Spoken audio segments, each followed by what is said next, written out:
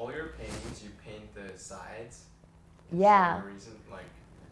I don't understand why people don't paint the sides of their canvas. Like, it totally boggles my mind. I'm like, how did you not feel like that was part of more of the painting? I don't understand at all.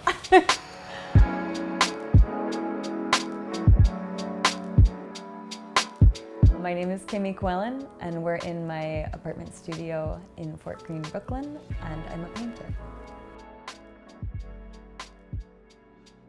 I grew up in Wisconsin. I grew up in like kind of a smaller town there. It's like 50,000 people. It's pretty small. It's such a beautiful place. It has a very similar aesthetic to like upstate New York. It's a lot of the same geological patterns that created both of those regions. I don't know if it comes in to what I paint in a like explicit way. I've been living in New York for like 13 years. So I think the city actually informs a lot more of what I do at this point. I'm very influenced by, like, I think like paint on sidewalk or like just like kind of garbage looking stuff that most people don't think is pretty is really impressionist. Yeah. I moved to New York in August of 2006. I had been wanting to move to New York at that point for like 12 years. When I was like a kid, I was like, I want to live in New York. So I've always been drawn to like bigger cities, but New York in specific because so much of what I looked up to as a kid came out of New York, like all of the punk scene in the 80s, and like I was obsessed with Saturday Night Live when I was little. But I think it definitely affects my color palette. Like I moved to this neighborhood a little over 3 years ago, and there are these beautiful rows of brownstones that all of these like really subtle warm shades that are each of the colors of them, and that has definitely come into my painting in the last year. Like I have all of these inspiration images and they have these like earth tone, clay tone things, and I think it might be interpreted that that's because I've been to like West Texas or Arizona in the last year, and it's actually, I think, coming from my neighborhood.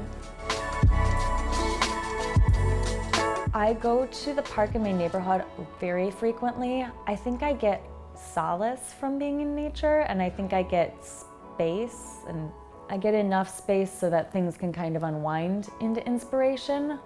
I don't think I go there looking for inspiration. You know what I mean? Like you're looking up at the sky, or you're like, finally have a large expanse in front of you, and it allows you the space to work out something that maybe was too tight if you were indoors.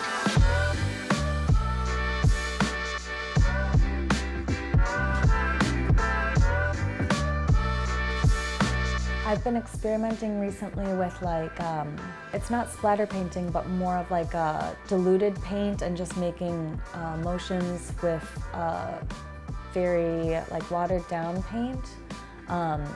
So that it creates this like unpredictable kind of, not background, but like base to build on top of. So it starts with this like layer of things that you weren't controlling, and then the next layers that I put on top of it sort of like bring that into a logic. I think I have a craving for doing something where I'm not controlling everything from the outset and just kind of like responding to chaos. My first big goal is to just be able to just do art.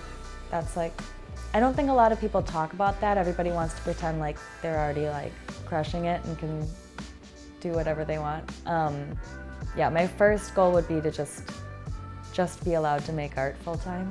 I think like my biggest, wildest dream goal would be to have like a retrospective at a museum someday. That's my favorite way to experience museum shows, because I think it's incredible to be able to pass through a person's life by looking at what they were creating in each phase of it.